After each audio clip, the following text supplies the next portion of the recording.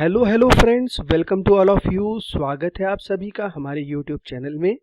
और आज के इस वीडियो में मैं डिस्कस करूंगा इंटरनेशनल सेल्स कॉन्ट्रैक्ट के बारे में। जी हाँ, इंटरनेशनल सेल्स कॉन्ट्रैक्ट जो कि एक काफ़ी महत्वपूर्ण टॉपिक है। आज का ये पूरा वीडियो देखने के बाद आप समझ पाएंगे कि इंटरनेशनल सेल्स कॉन्ट्रैक्ट क्या होता है, कौन कौन सी पार्टीज इन्वॉल्व होती हैं सेल्स कॉन्ट्रैक्ट में, और इसमें इम्पॉर्टेंट क्लॉजेज और डेफिनेशन क्या क्या हैं। इसके साथ साथ हम यह भी जानेंगे कि यदि कोई कॉन्ट्रैक्ट ब्रीच होता है तो उसमें क्या क्या रेमेडीज अवेलेबल होती हैं एक्सपोर्टर या इंपोर्टर के लिए। तो एक सिचुएशन के माध्यम से आपको चीज़ें समझाने की कोशिश करूंगा। स्क्रीन पर दिखाई दे रही है आपको एक जर्मन एक्सपोर्टर। इस जर्मन एक्सपोर्टर ने ऑस्ट्रेलियन बायर को कुछ गुड्स शिप किए। यह गुड्स प्रॉपर तरीके से पैक किए गए, लोड किए गए, और जब यह जर्मनी के फ्रैंकफर्ट पोर्ट से डिपार्चर किए गए ऑस्ट्रेलिया के लिए, तो बायर के पास जब ये गुड्स पहुंचे तो बायर ने इसे रिजेक्ट कर दिया, यह कह करके कि ये वह गुड्स नहीं है जो वो चाह रहा था, और उसने ये गुड्स जो है एक्सपोर्टर को वापस कर दिए, वो भी एक्सपोर्टर की कॉस्ट पर। जब ये खबर एक्सपोर्टर को पता चली तो इस पैनिक सिचुएशन में एक्सपोर्टर ने अपनी अटॉर्नी को बुलाया और उससे पूछा कि हमारा कॉन्ट्रैक्ट क्या कहता है। तो अटॉर्नी ने बोला कि हम कॉन्ट्रैक्ट, कैसा कॉन्ट्रैक्ट, हमारा कोई कॉन्ट्रैक्ट नहीं था, हम तो सिर्फ वर्बल एग्रीमेंट पर काम कर रहे थे। तो दोस्तों, ये आपने देखा कि सिचुएशन वन एक्सपोर्टर के लिए कितनी भयावह हो गई कॉन्ट्रैक्ट ना होने के कारण। तो अब हम सिचुएशन टू पे जाएंगे और इंपोर्टर के एंगल को समझने की कोशिश करेंगे कि इंपोर्टर का एंगल क्या हुआ। जब शिपमेंट इंपोर्टर के पास आई, उसने उसको देखा तो उसने कहा, अरे ये तो वो मटेरियल है नहीं जो मैं चाह रहा था, और उसने मटेरियल को रिजेक्ट कर दिया और वापस रिवर्स कर दिया बैक टू शिपर, यानी एक्सपोर्टर को वापस कर दिया उसी की कॉस्ट पर। तो दोस्तों, यहाँ पर डिस्प्यूट अराइज हो गया दोनों एक्सपोर्टर इंपोर्टर के बीच में। कई बार ये डिस्प्यूट का कारण होता है वो ये कि दो डिफरेंट कंट्री के लोग, different language, different background, different culture के, तो एक कन्फ्लिक्ट आ जाता है, एक गैप आ जाता है, और कॉन्ट्रैक्ट उस गैप को मतलब कम करने में हेल्पफुल होता है। तो आपने देखा कि कैसे जो है कॉन्ट्रैक्ट के एब्सेंस में ये दिक्कत आई। अब हम ये जानने की कोशिश करते हैं कि कॉन्ट्रैक्ट है क्या। कॉन्ट्रैक्ट की सिंपल डेफिनेशन ये कहती है कि एक एग्रीमेंट जो कि एनफोर्सिएबल बाय लॉ है वह कॉन्ट्रैक्ट है। An agreement enforceable by law is a contract. अब हम समझेंगे कि प्रॉमिस क्या है। दोस्तों, यहाँ पर एक लीगल फॉर्मूला स्क्रीन पर दिखाई दे रहा है जो बोल रहा है offer plus acceptance equal to promise. Offer यानी कोई ऑफर होगा, उसे एक्सेप्ट किया जाएगा और वो प्रॉमिस बन जाएगा। तो कॉन्ट्रैक्ट के बारे में जो हमने अब तक समझा वो ये कि एक तो ये एग्रीमेंट है जो कि एनफोर्सेबल बाय लॉ है। Contract is agreement between two और मोर पार्टीज, यानी दो से ज़्यादा पार्टीज में होती हैं जो कि अपने राइट और ऑब्लिगेशंस के बारे में बात करती हैं। आईएससी यानी इंटरनेशनल सेल्स कॉन्ट्रैक्ट की बात करी जाए तो इसमें दो पार्टीज एक्सपोर्टर और इंपोर्टर के बीच के एग्रीमेंट की बात हो रही है, और ये एक इम्पॉर्टेंट डॉक्यूमेंट बन जाता है जो कि रोल और रिस्पॉन्सिबिलिटीज को डिफाइन करता है between buyer and buyer and exporter, यानी कि एक्सपोर्टर और इंपोर्टर के बीच के राइट और ऑब्लिगेशंस को बताता है। अब की पार्टीज जो एक्सपोर्ट इंपोर्ट बिजनेस की हैं, हम जानते हैं कि एक्सपोर्ट इंपोर्ट बिजनेस की जो इंपॉर्टेंट पार्टीज हैं वो है सेलर और बायर। सेलर को हम एक्सपोर्टर बोलते हैं और बायर को हम इंपोर्टर के नाम से भी जानते हैं। कोई डील है या नहीं ये कैसे चेक करेंगे, तो इसके लिए सबसे पहले बात होती है ऑफर की। इस ऑफर को कोई भी दे सकता है, चाहे वो एक्सपोर्टर हो या इंपोर्टर हो। ऑफर के बाद आता है काउंटर ऑफर। काउंटर ऑफर का समझिए एग्जांपल, जैसे $10 का ऑफर दिया गया पर यूनिट प्राइस का, काउंटर ऑफर $8 का हो सकता है। अगर दोनों पार्टीज एक्सेप्ट करती हैं तो डील बन जाती है। एक बार आप फिर से समझ लीजिए, ऑफर होगा उसका काउंटर ऑफर। अगर काउंटर ऑफर दोनों पार्टीज ने एक्सेप्ट कर लिया तो वो डील हो गई, अगर एक्सेप्ट नहीं किया तो डील नहीं हुई। इसी चीज को और बेहतर तरीके से समझते हैं कि ये ऑफर कौन कर सकता है। तो ऑफर एक्सपोर्टर यानी सेलर भी कर सकता है, और एक्सपोर्टर अगर ऑफर देगा तो वो एक्सपोर्ट कोटेशन के फॉर्म में और प्रोफार्मा इनवाइस या इन दोनों से किसी भी फॉर्म में हो सकता है। वहीं दूसरी तरफ बायर जो अगर ऑफर देगा इंपोर्टर, तो वो लेटर ऑफ इंटेंट या परचेज ऑर्डर, जिसे पीओ बोलते हैं, उसके फॉर्म में हो सकता है। स्क्रीन पर आप देख रहे हैं एक कोटेशन शीट। ये एक रियल कोटेशन है जो एक एक्सपोर्टर ने दे रखी है। आप देख सकते हैं इसमें आइटम का डिस्क्रिप्शन दे रखा हुआ है, इसकी क्वांटिटी, क्वालिटी और प्राइस दे रखा है, यूनिट प्राइस, वैलिडेशन कोटेशन की वैलिडिटी दे रखी है, डिलीवरी दे रखी है। तो ये ऑफर जो है एक एक्सपोर्टर की तरफ से दिया जा रहा है एक्सपोर्ट कोटेशन के फॉर्म में। अब देखिए दूसरी तरफ आप स्क्रीन पे देख रहे हैं प्रोफार्मा इनवाइस। प्रोफार्मा इनवाइस में भी टर्म्स एंड कंडीशन मेंशन की जाती है। ये भी ऑफर है एक्सपोर्टर की तरफ से इंपोर्टर के लिए कि आप इन टर्म्स एंड कंडीशंस पर अगर एक्सेप्ट करते हैं तो आप एक्सेप्ट कर सकते हैं ऑफर को।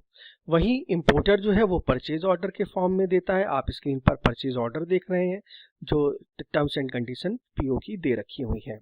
ये इंपोर्टर ऑफर कर रहा है। वहीं दूसरी तरफ एक एलओआई जिसे लेटर ऑफ इंटेंट कहते हैं, उसकी तरफ से भी बायर आपको एक्सपोर्टर को ऑफर कर सकता है। तो यहाँ हमने समझा कि ऑफर कोई भी कर सकता है, चाहे वो एक्सपोर्टर हो या इंपोर्टर हो। अब हम समझने की कोशिश करेंगे कि सेल क्या है, कॉन्सेप्ट ऑफ सेल को समझते हैं। दोस्तों डोमेस्टिक सेल की अगर बात करी जाए तो सेल्स ऑफ गुड्स एक्ट 1930 जो है वो डील करता है डोमेस्टिक सेल को। बट हम क्योंकि इंटरनेशनल बिजनेस में डील करते हैं, एक्सपोर्ट इंपोर्ट की बात करेंगे, तो एक्सपोर्ट इंपोर्ट की जो डीलिंग है या इंटरनेशनल सेल्स की जो डीलिंग है उसको जो कवर अप करती है ऑर्गेनाइजेशन, उसका नाम है UN central. UN central United nation commission on international trade law है। ये वियना कन्वेंशन से रिलेटेड है जो कि 1980 में स्टार्ट हुई थी। ये contract for international sales of goods की टर्म्स कंडीशंस और उसके बारे में डील पे बात करते हैं।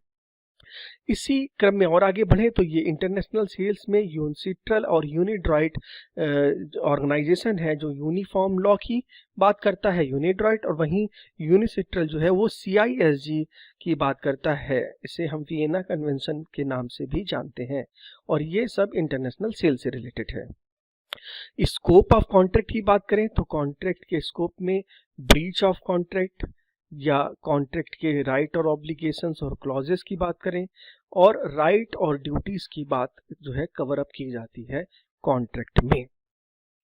स्ट्रक्चर ऑफ कॉन्ट्रैक्ट की बात करूं तो यहाँ पर मैंने 4 चीजों को कवर अप किया हुआ है मेनली, जिसमें नंबर 1 पे गुड्स है, नंबर 2 पर जो है आपका एक्सपोर्टर है, फिर इंपोर्टर है, और फिर टर्मिनेशन ऑफ कॉन्ट्रैक्ट की बात करिए। ये आपको समझाने के एंगल से था। स्ट्रक्चर ऑफ कॉन्ट्रैक्ट में अगर गुड्स की बात की जाए तो गुड्स जिसे एक्सपोर्टर सेल करना चाहता है और इंपोर्टर खरीदना चाहता है उसका कुछ पर्टिकुलर प्राइस होगा, उसके पेमेंट के बारे में बात की जाएगी, उसके साथ साथ उसके डॉक्यूमेंट कौन कौन से शेयर किए जाएंगे उसके बारे में बात होगी, और मोस्ट इम्पॉर्टेंट चीज डिलीवरी टर्म्स जिसे कि इनको टर्म्स के नाम से जाना जाता है उसके बारे में भी बात करी जाएगी। तो यहाँ पर आपने देखा कि कैसे कॉन्ट्रैक्ट हुआ। अब हम बात कर रहे हैं की क्लॉजेज ऑफ कॉन्ट्रैक्ट। कॉन्ट्रैक्ट के जो की क्लॉजेज हैं उसमें आप देखें डिस्क्रिप्शन ऑफ गुड्स, यानी जो डिस्क्रिप्शन ऑफ गुड्स है वो बिल्कुल क्लियर होना चाहिए। एग्जाम्पल के तौर पर सिंगल एल्युमिनियम मिरर, उसका HS कोड मेंशन हो। फिर इंस्पेक्शन ऑफ गुड की बात आ रही है तो सेलर जो है वो नोटिफाई करता है बायर को कि आप इंस्पेक्शन करा सकते हैं, किस एजेंसी के थ्रू कराएंगे, वो सारी चीज़ें भी क्लॉजेज में दे रखी हुई होती हैं। कॉन्ट्रैक्ट के प्राइस की बात होती है, जो प्राइस ऑफ गुड्स है। इसके बाद पेमेंट कंडीशन, यानी कि एडवांस पेमेंट होगी या लेटर ऑफ क्रेडिट चलेगा या ओपन अकाउंट होगा, ये भी डिस्कस किया जाता है। अब मोस्ट इम्पॉर्टेंट क्लॉज जो है वो रिटेंशन ऑफ टाइटल क्लॉज है। ये इतना इम्पॉर्टेंट क्लॉज है और ये शिपर को यानी एक्सपोर्टर को एक राइट देता है कि जो बायर है जब तक एक्सपोर्टर को पूरा पेमेंट नहीं कर देगा तब तक उसको ओनरशिप ट्रांसफर नहीं होगी, यानी ओनरशिप बायर को तभी मिलेगी जब वो पूरा पेमेंट एक्सपोर्टर को कर देगा। तो ये एक महत्वपूर्ण क्लॉज है रिटेंशन ऑफ टाइटल क्लॉज। इसके बाद अगर हम बात करें तो डिलीवरी टर्म्स यानी इनको टर्म्स की बात होती है। इनको टर्म्स के बाद जो डॉक्यूमेंट्स प्रोवाइड किए जाएंगे सेलर के द्वारा या इंपोर्टर के द्वारा उनके बारे में भी क्लॉज में बात की जाती है। आप जानते हैं कि सेलर जो है वो proforma invoice, commercial invoice, packing list, BL आदि देता है। अब क्लॉज है lack of conformity. Conformity clause जो है वो ये बताता है कि जो प्रोडक्ट लिया जा रहा है वो उसी पर्पस के लिए हो। सपोज मैंने पेन अगर लिया है तो वो पेन चलने चाहिए, ऐसा ना हो कि वो पेन काम नहीं कर रहे हैं। या LED लाइट्स इंपोर्ट करी है अगर हमने चाइना से तो वो LED लाइट्स जो है वो जलनी चाहिए, वो काम करनी चाहिए, ये ना हो कि वो काम ही नहीं कर रही। फिर फोर्स मेजर का क्लॉज आ जाता है, जो इसमें ऐसे इवेंट होते हैं जो वार है, इमरजेंसी है। आपने देखा कि जैसे यूक्रेन और रशिया का वार चल रहा है, तो ये क्लॉज भी इंपॉर्टेंट है, क्योंकि इसमें दोनों पार्टीज के बियॉन्ड द कंट्रोल चीज जाती है, वो कुछ नहीं कर सकते। तो ये मैंने कुछ इंपॉर्टेंट क्लॉजेज आपसे डिस्कस किए हैं। क्लॉजेज की लिस्ट काफ़ी ज़्यादा हो सकती है, बट मैंने कहा कुछ सिग्निफिकेंट ही डिस्कस किए हैं। अब बात करी डिस्प्यूट का रेजोल्यूशन कैसे होगा। जैसे मैंने आपको बताया कि जब दोनों के बीच में डिस्प्यूट भी हो सकता है, तो रेजोल्यूशन ऑफ डिस्प्यूट के लिए दो ऑप्शन है, या तो आर्बिट्रेशन में जाएं इंटरनेशनल चैम्बर ऑफ कॉमर्स के थ्रू, या लिटिगेशन में जा सकते हैं। इंपॉर्टेंट बात यहाँ यह भी आती है कि जब दो डिफरेंट कंट्रीज हैं, तो किस कंट्री का लॉ चलेगा, एक्सपोर्टर की कंट्री का या इंपोर्टर की कंट्री का, या कोई कॉमन लॉ चलेगा। तो ये समझना भी जरूरी हो जाता है कि कौन सा लॉ एप्लीकेबल होगा। जब आर्बिट्रेशन के थ्रू होता है, तो एक आर्बिट्रेटर अपॉइंट किया जाता है, जो दोनों के बीच के कन्फ्लिक्ट को खत्म करने की कोशिश करता है और साथ साथ एक डिसीजन भी देता है। एक क्विक रिवीजन कर रहे हैं इंटरनेशनल कॉन्ट्रैक्ट का, जिसमें आपने देखा कि ऑफर प्लस एक्सेप्टेंस एक प्रॉमिस बन जाता है। दो पार्टियां सेलर और बायर हैं, जिसे एक्सपोर्टर और इंपोर्टर भी बोलते हैं। इंपॉर्टेंट है ये, कॉन्ट्रैक्ट राइटिंग में होना चाहिए, जिससे प्रॉपर अंडरस्टैंडिंग हो और दोनों पार्टीज ही उसे एक्सेप्ट करें प्रॉपर, तभी बात बनती है। रोल और रिस्पॉन्सिबिलिटी क्लियर होना चाहिए और किसी भी तरीके का कोई कन्फ्लिक्ट ना हो।